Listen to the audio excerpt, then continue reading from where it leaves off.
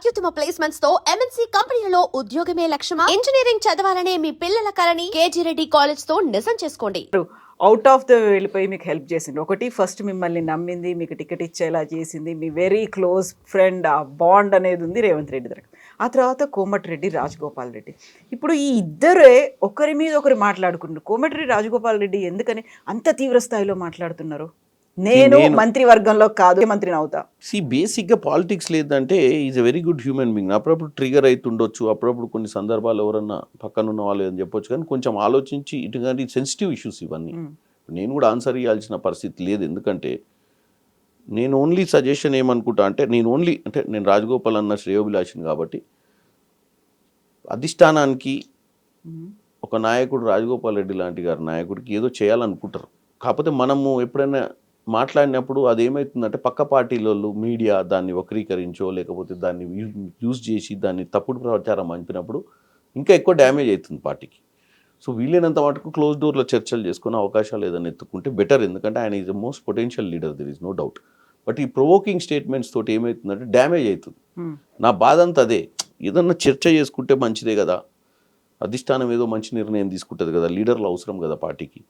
అంత మంచి potential leader ఆయన అప్పుడప్పుడు ట్రిగర్ అవుతుండు. ఆ ట్రిగర్ ఎందుకు అవుతుండో తెలుస్తలేదు. కూర్చొని చర్చ చేస్తే బాగుంటుంది అనేది మంచి సబ్జెక్ట్. అదే ఆ సబ్జెక్ట్ మంచిది, కాకపోతే ఇట్స్ వెరీ సెన్సిటివ్ నాకు. ఎస్పెషల్లీ ఈ ఇష్యూలా it's a big sensitive issue నాకు. ఎందుకని ఎవరితో కూర్చొని చర్చించుకోవాలి? ఇక్కడ కేంద్రంతోనా లేకుంటే రాష్ట్రంతోనా?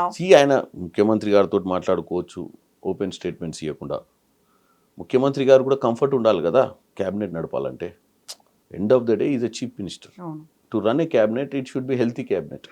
ఈ ప్రొవోకింగ్ స్టేట్మెంట్స్ తోటి ఆయన కూడా ఆలోచిస్తాడు కదా, హెల్తీ అట్మాస్ఫియర్. ఎందుకంటే opposition is waiting for the opportunities.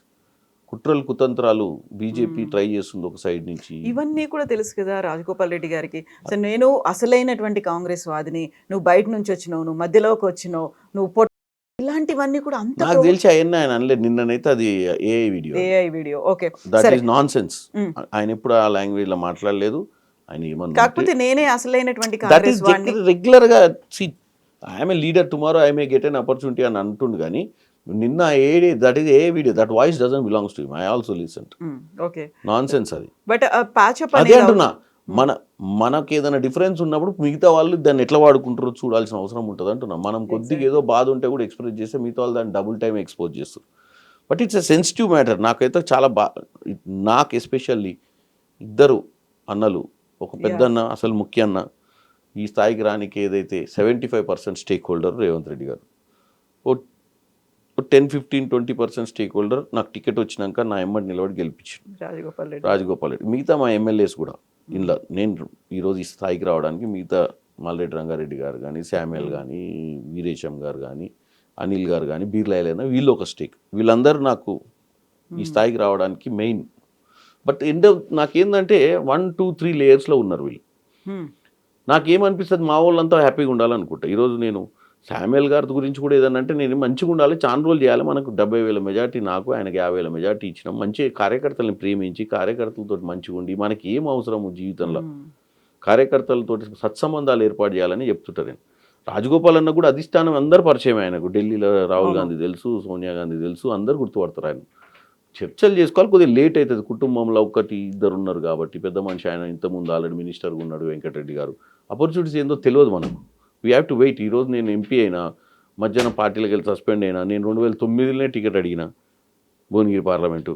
అప్పుడు రాజగోపాల్ రెడ్డి గారు అప్పుడే ట్రైన్ పాలిటిక్స్లకు. ఆపర్చునిటీస్ రావండి.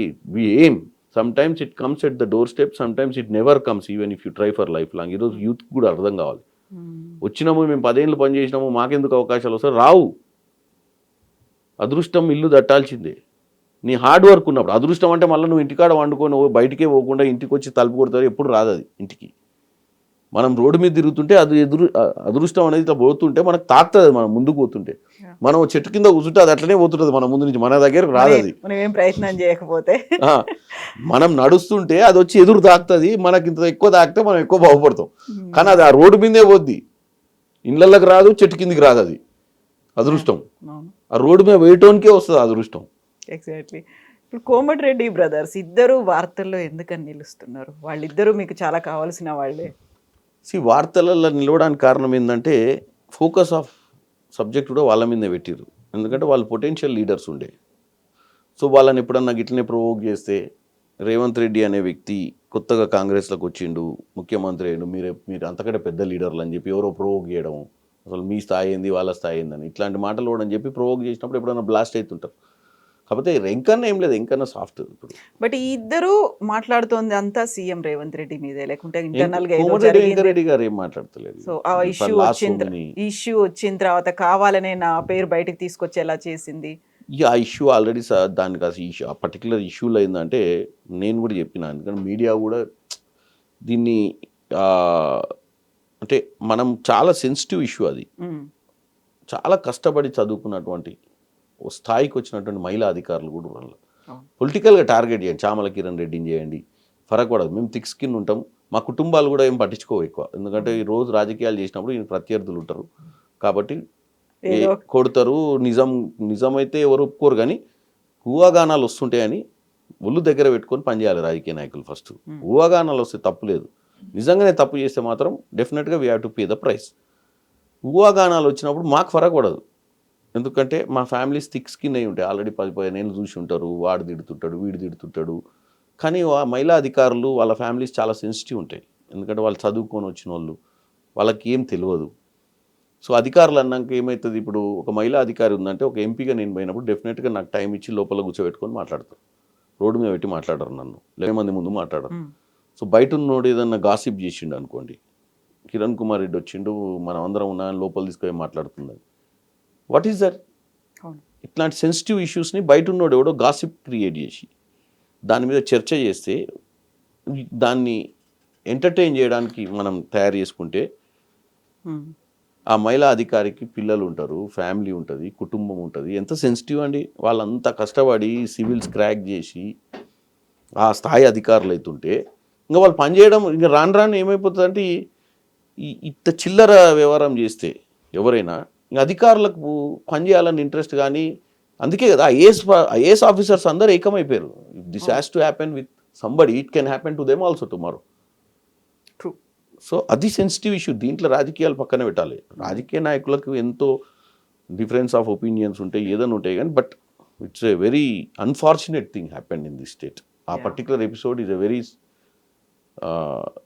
మళ్ళీ పునరావృతం కావద్దని కోరుకుంటున్నాను అటువంటి సందర్భాలు. సో మీరు కార్యకర్తలు వీళ్ళన్నిటి గురించి మాట్లాడుకున్నప్పుడు వెరీ రీసెంట్గా జగిత్యాల జీవన్ రెడ్డి గారు కన్నీళ్లు పెట్టుకున్నారు, వ్యతిరేకంగా పోరాడతానని చెప్పారు, అనుకున్నది సాధించారు, ఇవన్నీ అయ్యాయి. దాంట్లో పర్టికులర్గా కారణం ఏంటి అంటే బీఆర్ఎస్ నుంచి వచ్చినటువంటి ఎమ్మెల్యే సంజయ్. నేను ఒకటే చెప్తాను చూడండి, రాజకీయాలల్లో మనం కంటిన్యూగా సర్వైవ్ కావాలంటే ఒకప్పుడున్న ఎథిక్స్, ఒకప్పుడున్న మొరాలిటీస్ పబ్లిక్ దగ్గర లేవు, నాయకుల దగ్గర లేవు, సిస్టమ్ దగ్గర లేవు. సిస్టమ్ అంతా total from the grass root to top leadership. అంటే ఒకప్పుడు రాజకీయం ఒక కులం, కమ్యూనిస్ట్ భావజాలం ఉన్నోడు లెఫ్ట్ భావజాలం, రైట్ వింగ్లకు రాలేడు. ఐడియాలజీ అట్లనే ఉంది, ఐడియాలజీ కోసం చచ్చిపోయేవాళ్ళు. పార్టీ ఒక సిద్ధాంతం. ఇదే మన నల్గొండ జిల్లా కానీ మీ వరంగల్ కానీ ఇంకా పక్కన ఉన్నటువంటి కమ్యూనిస్ట్ గడ్డలు ఇవన్నీ. అక్కడ ఊర్లల్లో చంపుకుంటోళ్ళు, కానీ ఈ డబ్బులు ఉండకపోయేది. రాజకీయం అంటే టికెట్ ఇస్తే ఇది అంతే, డివైడ్. వీడు వీన్ సైడ్ వచ్చేటోడు కాదు, వీడు వాన్ సైడ్ వచ్చేటోడు, మాట్లాడుకుంటోళ్ళు కూడా కాదు ఊర్లలో. అటువంటి రాజకీయ నేపథ్యం ఉన్నటువంటి పరిస్థితి ఈ రాష్ట్రంలో ఉండే. ఇప్పుడు ఏమైపోయిందంటే పొద్దున కలిసినోడిని సాయంత్రం అడగాల్సి వస్తుంది, ఇంకా ఉన్నావు ఆ పార్టీలో అని. నువ్వు ఇప్పుడు ఏ పార్టీ అని అంటే వాడు మధ్యాహ్నం మారినేవనని మనం చూసి ఉంటాం కదా టీవీలో.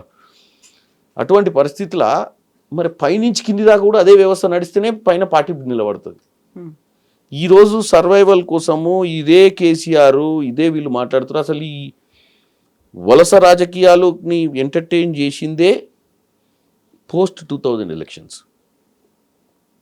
పోస్ట్ 2000 అంటే నేను అనేది 94 తర్వాత కావచ్చు ఈ ట్రెండ్ స్టార్ట్ అయింది. అంటే చంద్రబాబు నాయుడు, రాజశేఖర రెడ్డి ఈరా నుంచి మొదలైంది, అంతకుముందు లేదు.